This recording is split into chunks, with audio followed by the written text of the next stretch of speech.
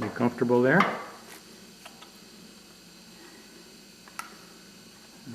Okay.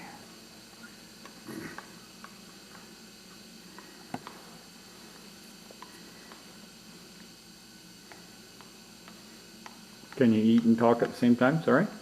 Eat and talk at the same time, all right? When I'm not chewing. Okay. There's Buster. Okay.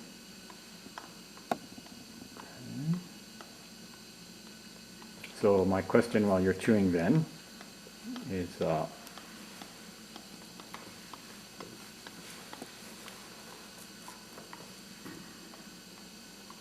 oh, this is excellent. We had stopped last night at your experiments at Harvard in psychology, and you were talking in particular about hypnotism. I think you had ended before, and after we had ended, you had said something about how you apparently are not easy to hypnotize, but that you had hypnotized others in your college years. Maybe you could talk a little bit about that. Yeah, Dr. Robert White, who was conducting the fatigue lab experiments, asked me to be hypnotized at one point. I don't know what for, and but he couldn't put me under. And generally, one of the explanations for the ability of people to be hypnotized is that they have great powers of concentration. They concentrate on what the hypnotist is saying, and because they concentrate on it, they gradually follow it. Mm-hmm. Whereas I didn't have the powers of concentration, apparently. And in any case, he couldn't hypnotize me, and I was interested in what he was doing. So I was actually able afterwards, on occasion, on 2 or 3 occasions, to hypnotize people. Because you were aware of his procedure. I knew the method. Mm-hmm. So it's not like he taught you, but you picked it up vicariously. Yeah, well, I was observing him doing it. Mm-hmm. And do you remember it worked? I once was with Stan Moffat's friend, a girl from, I think, maybe no, I don't know where it was. Actually, it was not the one he married. His dormitory room in Kirkland House was way up on the 6th floor, and outside the window was a sort of a sloping roof over a bigger lower floor. And so I hypnotized a girl and told her to throw an ashtray out the window, and she did. And of course, we were able to recover the ashtray. I was surprised that she did it. It was sort of a frivolous thing, but she was actually under hypnotism. And did she remember doing that? Or? No, she didn't remember throwing the ashtray out. Whereas you were able to, when Dr. White, was it? I'm sorry? When he was... Well, he hadn't hypnotized me, but I had hypnotized her. Mm-hmm. And then there was another occasion, I'm not sure. I think you had told me about some party. Oh yeah, maybe we had a party in Hingham, or Stan and I had some kind of party at the farmhouse where we lived in Hingham. This is after college, but what? After college. Yes. Mm-hmm. And I guess I hypnotized one of the young ladies who was there. Mm-hmm. Nothing special, but she was obviously hypnotized. I mean, I forget what I asked her to do or how it worked. Mm-hmm. Maybe. Do you think maybe you were skeptical of what he was doing, so that No, I was cooperative. It's just that somehow or other I didn't want to lose control of my mind or whatever. Mm-hmm. I mean, No. I've never wanted to have any artificial means of enhancing my imagination, and just any change like that didn't appeal to me. So do you think that carries over? You know, a lot of people, especially these days, their college years are associated with a lot of drinking and there's a particular name for that, binging, but you probably weren't really into. What is the dog doing? Scratching? Does that, huh? Well, so what I want to ask you about on that subject, and also I remember you were telling me about a party that you and Stan, and you had a third roommate too, didn't you? No, it was just you and Stan? The farmhouse in Hingham? My roommate was Bob Boyd. Okay. Stan and Sam were roommates in a different house. I was in Lowell House with Boyd, and they were in Kirkland House. Well, this is just getting back to or going forward to the after college experience. But I remember you were saying once how you had a party where you had a punch that was vodka and some kind of aid, No, grapefruit just grapefruit juice and vodka. Very strong. Very hard. Not grapefruit. Yeah, it was grapefruit juice, which is somewhat sour. It's apparently hard to detect that there's vodka in it. And so people drink quite a lot at once, and the vodka is there, and it makes people pretty happy. Were these your friends from college and from work that had come to that? From Hingham. So your neighbors and people you had met from town then? I don't know. I forget. Well, any other anything else about any other experiences? About college that I know. It being so far you've talked about how the people, your friends, were really a huge influence, and in fact even after college, and you were talking about how at reunions you would meet and get to know people. Would you say that was the I know that you had also said that the academics were not really that you didn't take advantage of it as much as you feel that you looking back on it you wanted to, but nonetheless it was a real what is that term, the watershed experience for you. I understand your college years.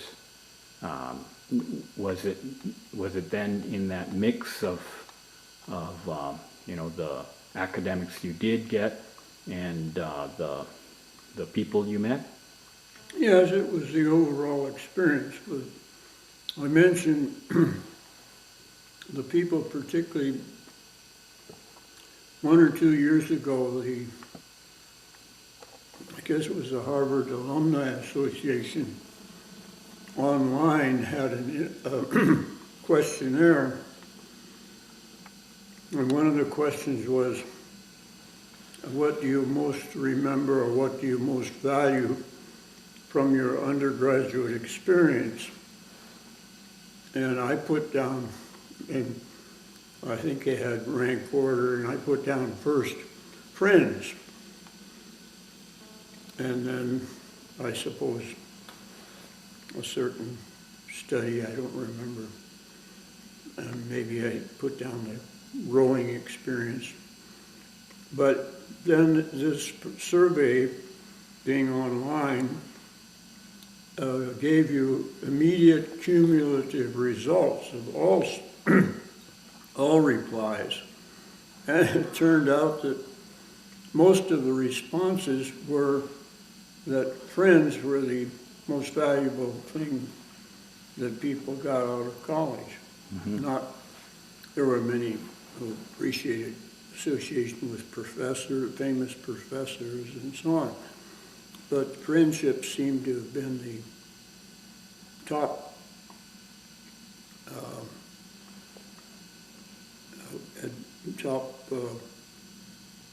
thing that one got out of college experience. I guess you've mentioned already how, and correct me where I'm wrong, that your lifelong friends, the ones who you would keep in touch with and who you would actually, I guess you had said already, you spent more time with your college friends in your retirement than during most of your adult life. I guess now you had said that some of your friends, which of your friends came and visited you out in Japan? You had talked about Hubbard's coming out. I think only more Ted recently. Barnett.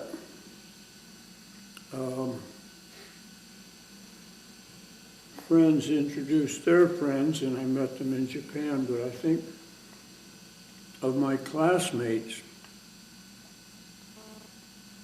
Ted Barnett was the only one. I don't know that Stan ever went to Japan. Sam, I think, did either as governor or as a director of the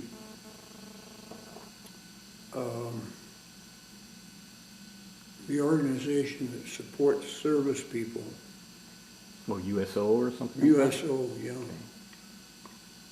Now, I believe you had said you had met Ted actually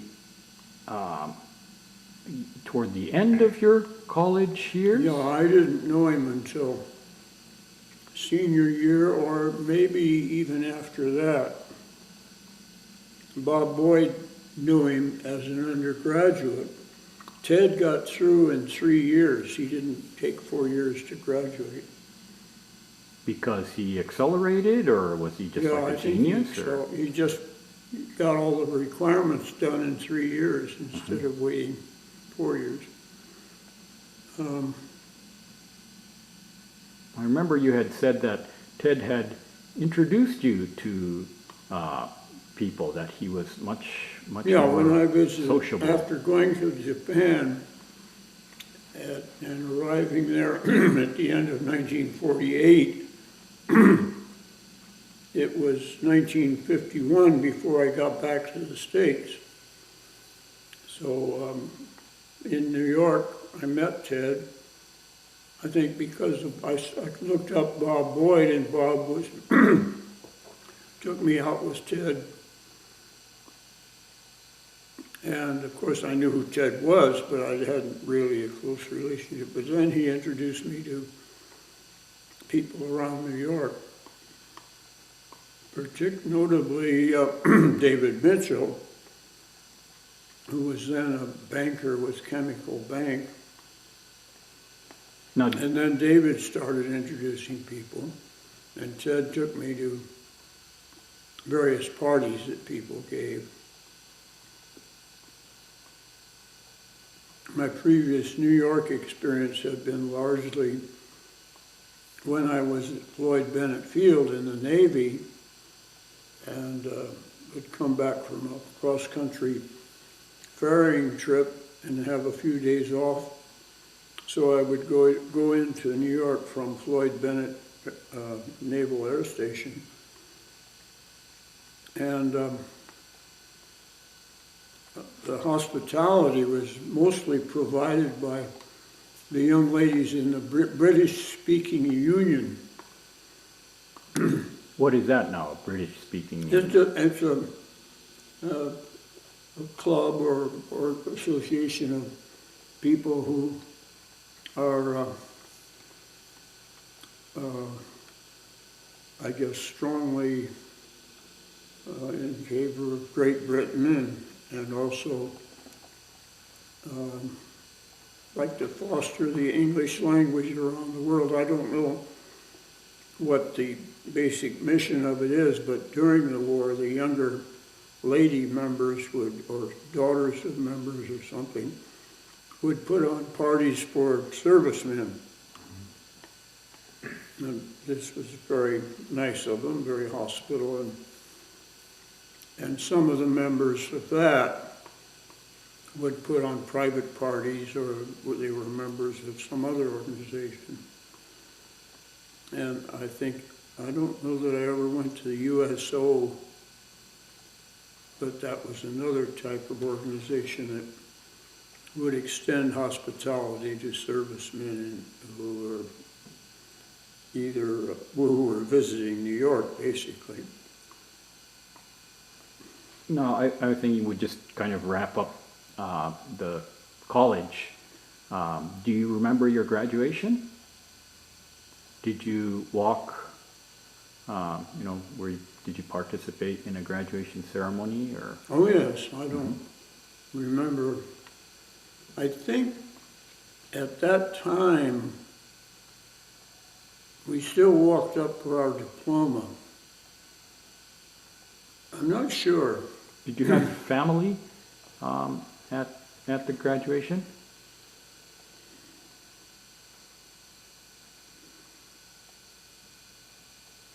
I don't think my mother and father were able to be there.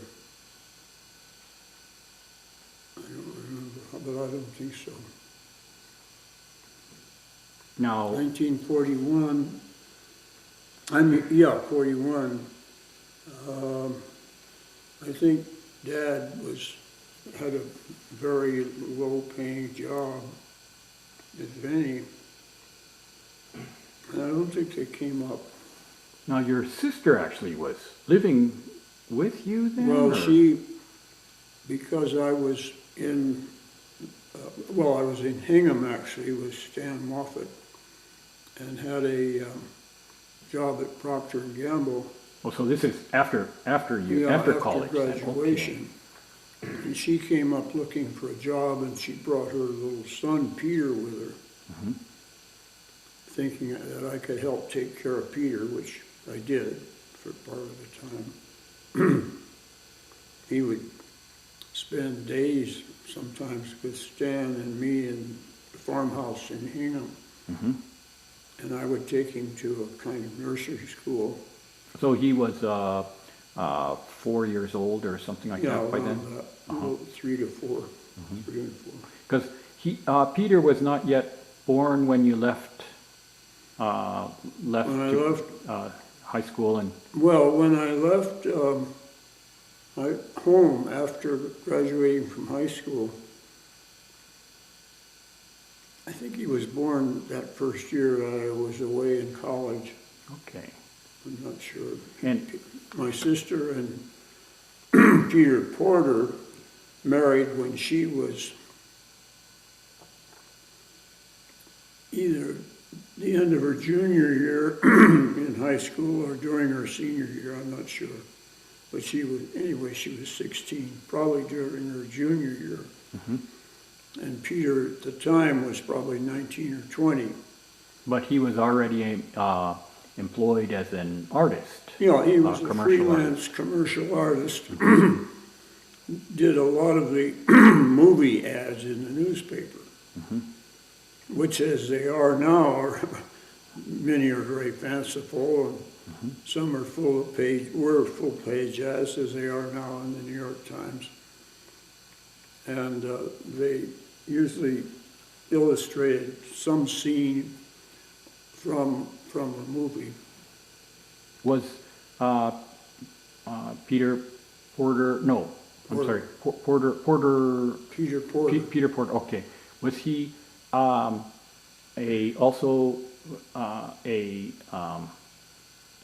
who was raised in the Cincinnati area? Oh yeah, he was a graduate of Withrow High School 1 or 2 years before I was.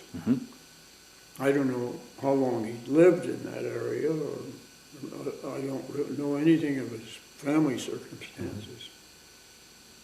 But he was very mature for his age. I mean, he had as a artist, he was well established, but in the field of advertising. But I have seen various watercolors and oils that he's done, so he was a good artist. Now, so your sister and her husband had a falling out, so she came to live with you? Well, she didn't come to live with me, but she left him, and as I said, she came to Boston and found a room, but it was hard for her to get a job and take care of her son, so she asked me to take him part-time and to send him and put him into nursery school. No, I So think... I forget how many days a week I had him, but for a period there was quite a time. And I wanted to ask you two questions. One was how you got started at Procter and Gamble, and also you introduced your sister to Aunt Sis to McCrae Bogey, in whichever order you prefer. Well,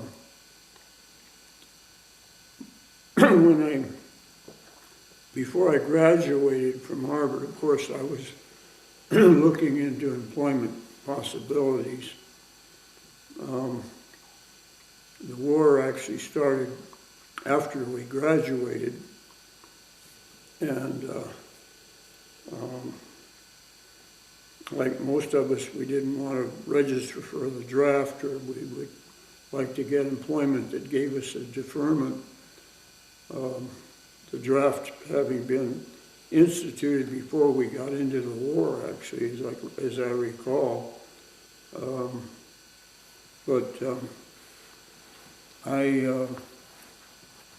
As a result of having taken psychology and having had a basic background, not a basic background, but a high school interest in things like mechanical drawing and in science in general, I was looking for an employment that would make use of the psychology background and yet be sort of technical. Now, you were actually hired And as Procter manager. & Gamble was looking for college graduates they had a regular program and a tradition of hiring Ivy League graduates.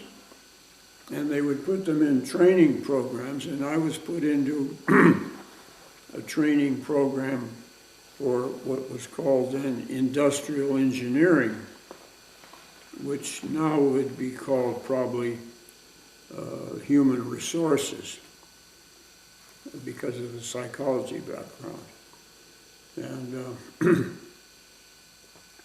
in this program, you start off at the very bottom doing mechanical chores around the factory. And then you work your way up in the factory through various departments. And at some point you become a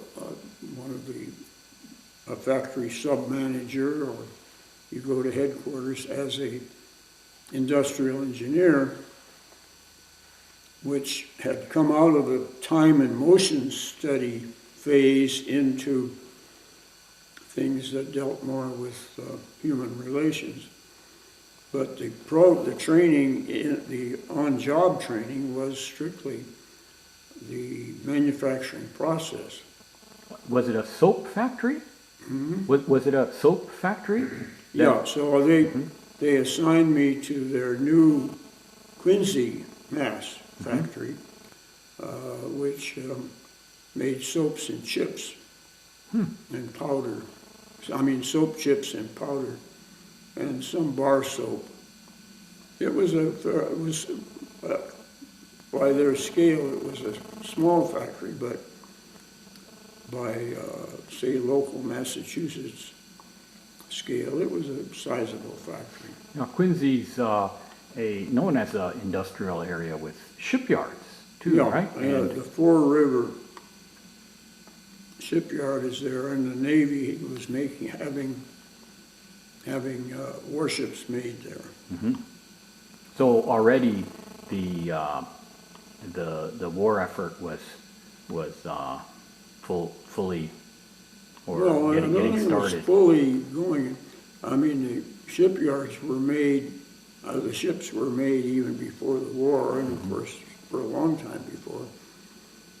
Whether Fore River at Quincy was added in anticipation of immediate or early entry into the war or not, I don't know. But anyway, there was a shipyard there. Do you think that your training actually was really helpful for? Well, it was your- helpful. I mean, I enjoyed it.